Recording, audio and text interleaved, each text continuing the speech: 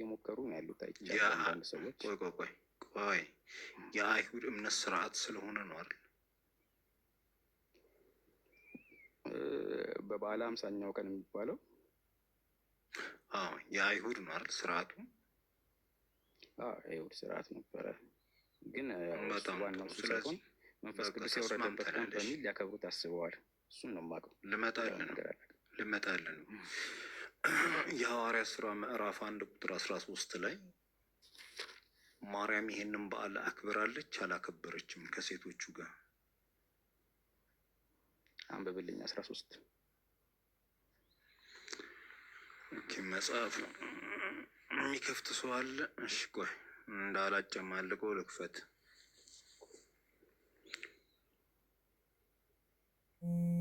እሺ 1:13 በመጡም ጊዜ ወደ ተቀመጡበት ሰገነቱ ነበረች።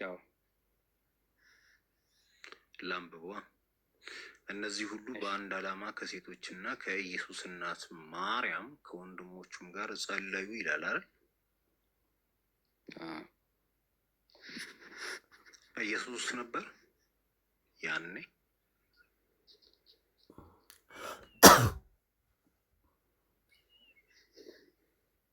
አሎ አቤት። አይ ኖ ኢየሱስማ ኦልሬዲ አርጓል የ40ኛው ቀን ላይ አርጓል። ጥሩ። ስለዚህ ክርስትና ማለት የኢየሱስ ክርስቶስ ተከታይ ማለት ነው አይደል? በሚገባ ክርስቲያን የሚለው ክርስቶስ ተከታይ ማለት ነው ስሙ ራሱ። ስለዚህ ኢየሱስ ሳይኖር ማርያም እነዛ ከተቀመጡ ሴቶች ጋር ከወንድሞቹም ጋር የጸለየችው ለማን ነው? ወይም ደግሞ በምን ሃይማኖት? በአንድ ልብ ሆነው ይተጉ ነበር እኮ። የጸለየችው ለማን ነው? በምን ሃይማኖት ስርዓት ነው የጸለየችው? ኢየሱስ የለም፣ ክርስትናም የለም። የኢየሱስ ተከታይ ክርስቲያን የሚለው ስም ባይዘዌ እኛ ለራሳችን ያወጣነው ስም አይደለም። ክርስትና ወደ ሃይማኖት እንትን ውስጥ አታስገባብኝ። እነሱ የኢየሱስ ክርስቶስ አማኝ ሆነው ለእግዚአብሔር ነው የሚጸልዩት። ወይ ሃይማኖት እንትን ውስጥ አትክተተው። የእናንተ አይደለም። ስለዚህ ክርስቲያን ስል ለመግባባት ነው እንጂ ክርስቲያን የሚባል ነገር የለም በመጽሐፍ ቅዱስ ላይ አለ። በእርግጥ ግን አሁን እዚህ ጋር ልል አልፈልግም። በቀላሉ ክርስቲያን የሚለው ክርስቲያን የሚለው ስም ሰማያዊ ሳይሆን ምድራዊ ነው ማለት ነው አይደል?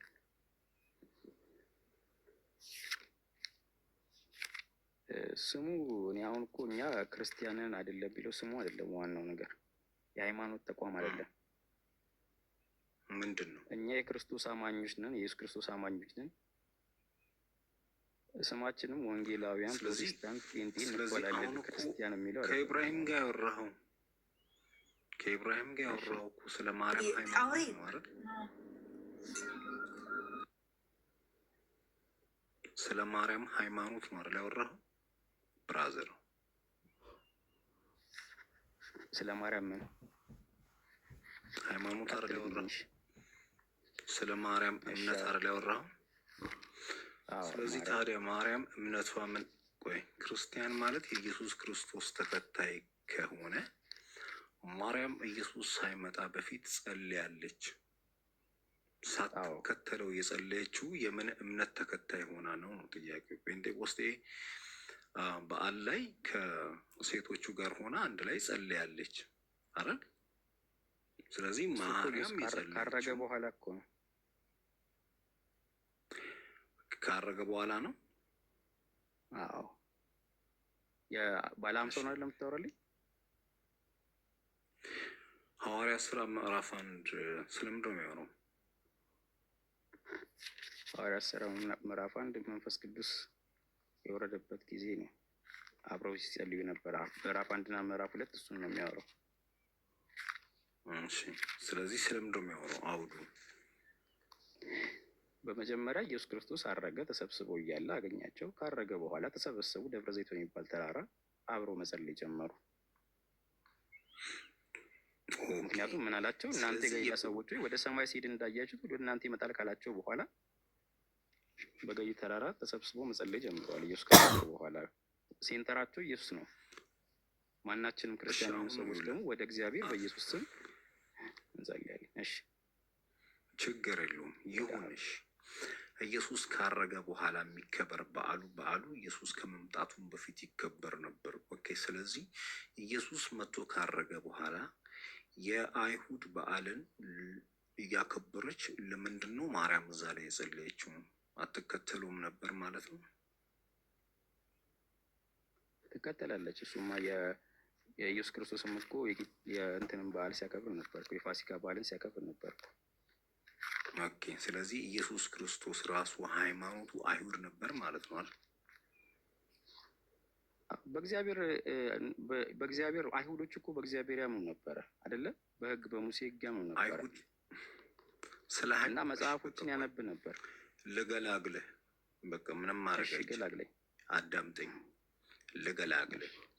ክርስትና ወይም ክርስቲያን የሚለው ስም መጽሐፍ ቅዱስ ላይ ለመጀመሪያ ጊዜ የሰፈረው የገባው የሐዋርያት ሥራ ምዕራፍ 11 ቁጥር 26 ላይ ደቀ መዛሙርትም ሐዋርያትን በቤተ ክርስቲያን ለ1 ዓመት ያህል ካስተማሩ በኋላ ደቀ መዛሙርትም ለመጀመሪያ ጊዜ በአንጾኪያ ክርስቲያን ተባሉ ይላል። ልክ ነኝ አይደል? ያ ልክ ነው። በጣም ጥሩ። የአንጾኪያው ጉባኤ በስንት ዓመተ ምህረት ነው የተደረገው? ሂስትሪውን አላውቅም፣ ስንት ዓመተ ምህረት እንደሆነ ንገረኝ አንተ። ካጠና ችግር የለውም። ሂስትሪውን እንተውና ኢየሱስ ክርስቶስ ካረገ ከብዙ 100 ዓመታት በኋላ ነው አይደል? አዎ፣ አብሽር ልርዳ። የአንጾኪያ ጉባኤ እነ ጴጥሮስ ተሰብስበው ነው አይደል ያልከኝ? ስለዚህ ያኔ ኢየሱስ የለም አይደል? እና ጴጥሮስ ከኢየሱስ በኋላ 300 ዓመት ኖሯል ነው የምትለኝ? እንዴት ነው ታዲያ? ወይስ መጽሐፍ ቅዱስ ተሳስቷል? አንጾኪያ ስንት ጉባኤ ነው ያለው? እሺ ልትለኝ